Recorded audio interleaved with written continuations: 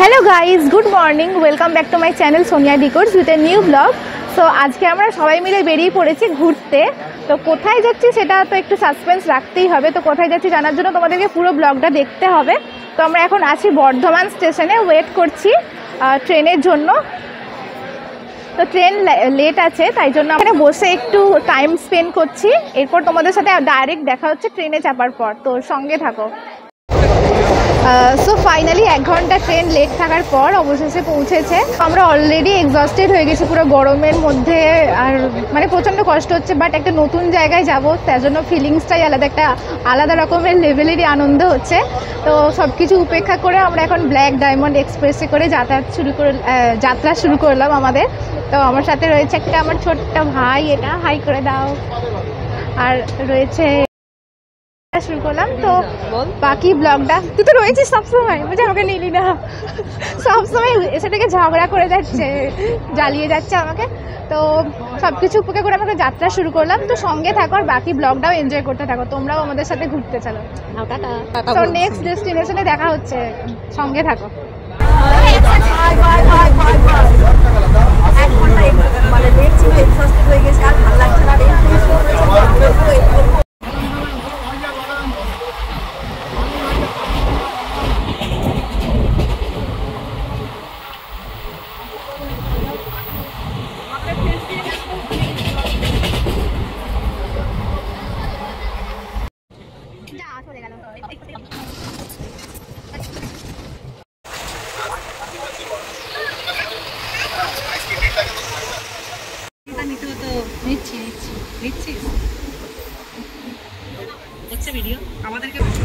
ভিতরে পুরো এক্সস্টেড লাগছিল, তাই আমি আর ও একটু দরজা হাওয়া খেতে ভয়ও লাগছে।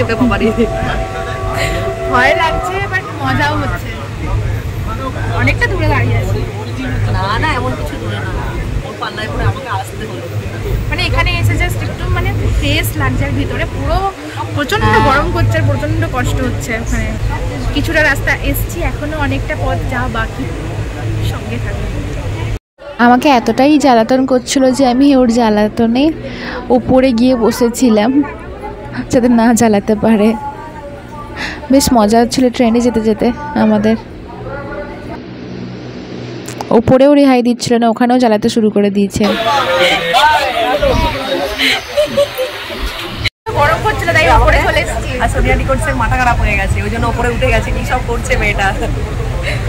যারা সাবস্ক্রাইব করে রেখেছেন তারা চ্যানেলটিকে আনসাবস্ক্রাইব করে দেবেন, যারা চ্যানেলটিকে সাবস্ক্রাইব করেছেন তারা আনসাবস্ক্রাইব করে দেবেন।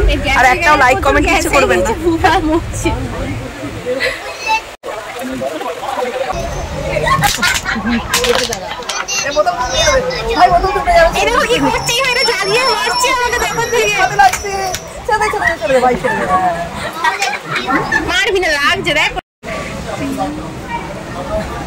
দেখতে পাচ্ছ আমরা এইমাত্র আসানসোল ক্রস করলাম। এইভাবেই একের পর এক স্টেশন পার করে আমরা আমাদের গন্তব্য স্থানের দিকে এগিয়ে চলেছি।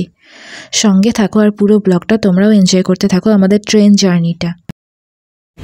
এখন আমরা ক্রস করছি দামোদর নদ। এটা হচ্ছে ওয়েস্ট বেঙ্গল ক্রস করে আমরা এখন ঝাড়খণ্ডে প্রবেশ করছি। মতলব কি ওয়েস্ট বেঙ্গলের বর্ডার পার করে আমরা এখন ঝাড়খণ্ডে বর্ডারে প্রবেশ করলাম। তোমরা দেখতে পাচ্ছ দুপাশে কাশফুল দেখতে দেখতে আমরা পৌঁছে গেলাম আমাদের গন্তব্যস্থলে।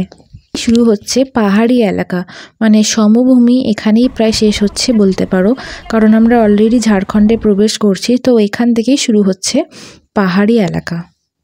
তোমরা তো জানোই আমি খুবই বাচ্চা ভালোবাসি, মানে বাচ্চাদের সাথে খেলতে এবং মিশতে আমার খুবই ভালো লাগে। ট্রেনে যাওয়ার সময় এই দুটো বাচ্চার সাথে আলাপ হয়েছিল, আর পুরো ট্রেন জার্নিটা একটুও বোরিং লাগেনি, ওদের জন্যই সময়টা পুরো কেটে গেছে। তো আশা করি দেখতেই পাচ্ছ আমরা পৌঁছে গেছি আমাদের গন্তব্যস্থলে, সেটা হচ্ছে ধানবাদ। আমরা চলে এসেছি ধানবাদে ঘুরতে। তো সঙ্গে থাকো আর পুরো ব্লগটা এনজয় করতে থাকো। তোমাদের সাথে এক্সপ্লোর করব এখানে কি কি ঘোরার জায়গা আছে।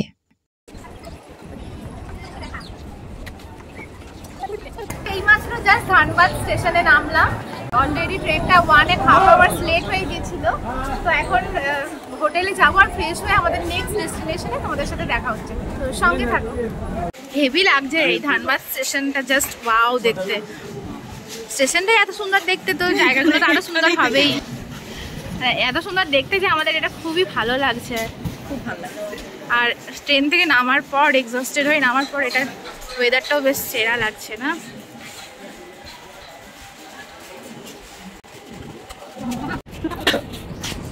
স্টেশনটা জাস্ট ওয়াও, মানে বর্ধমানের থেকে বড় নয় কিন্তু জাস্ট নিট অ্যান্ড ক্লিন, এটা দেখি বেশ ভালো লাগছে আমার স্টেশনটা।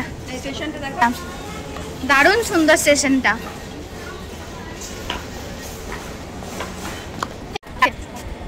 তো আমরা এখন ধানবাদ স্টেশন থেকে বেরোচ্ছি।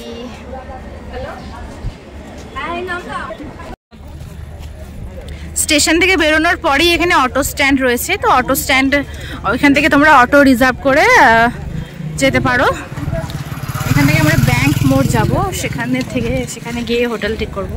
স্টেশন থেকে বেরিয়ে আমরা চলে গেলাম ধানবাদের ব্যাংক মোড়ে, আর সেখানে গিয়ে হোটেল ঠিক করে সেখানে স্টে করলাম। তো আমরা হোটেলে এসে ফ্রেশ হয়ে এখন বেরোচ্ছি। তো সবাই মিলে আমরা রেডি হয়ে এখন বেরিয়ে পড়েছি, আর ফ্রেশ হয়ে এখন লাঞ্চ করব, তারপরে কোথায় ঘুরতে যাওয়া যায় দেখা যাক। হোটেলের সামনেটা এটা ছিল।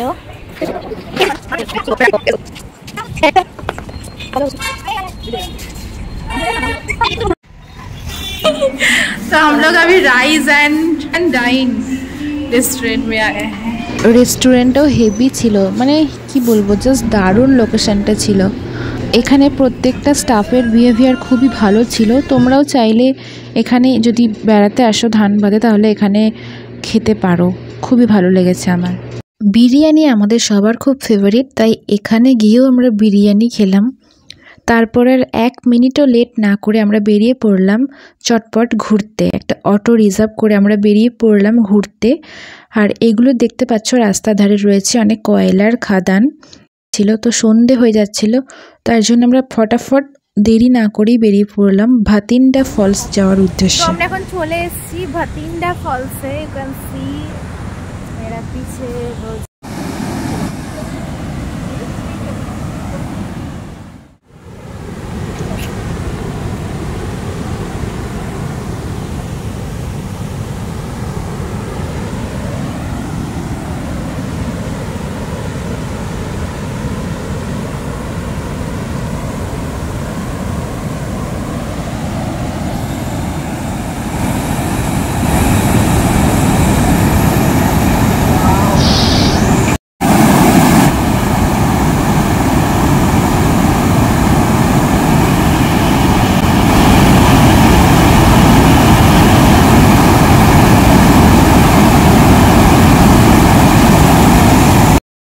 আশা করি শুনতে পাচ্ছ জলের গর্জনের কি আওয়াজ, মানে এটা মারাত্মক সুন্দর লাগছিল দেখতে।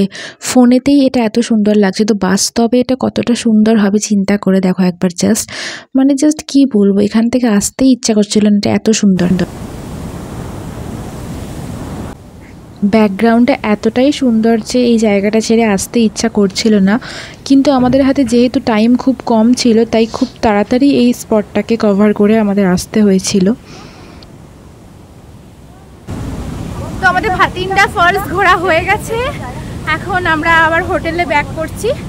আজকের মতন এইটুকুই, আজকে আর কোথাও ঘুরতে যাচ্ছি না, বিকজ আমাদের ট্রেনটা প্রচুর লেট ছিল, তাই আর কোথাও আজকে যাওয়া হচ্ছে না।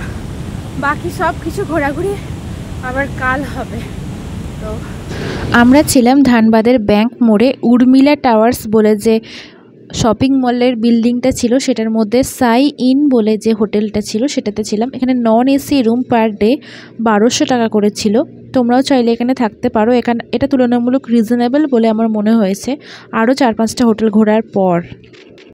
সারাদিন প্রচণ্ড জার্নি আর ঘোরাঘুরি করে টায়ার্ড হয়ে গেছিলাম আমরা সবাই, তাই এবার রেস্ট নেবার পালা। ব্লগের নেক্সট পার্ট খুব তাড়াতাড়ি আপলোড হবে আমার চ্যানেলে, চোখ রেখো। আপাতত আজকের মতন ব্লগটা এখানেই শেষ করছি। গুড নাইট, ভালো থেকো সবাই। Thank you so much for watching this video. Bye by.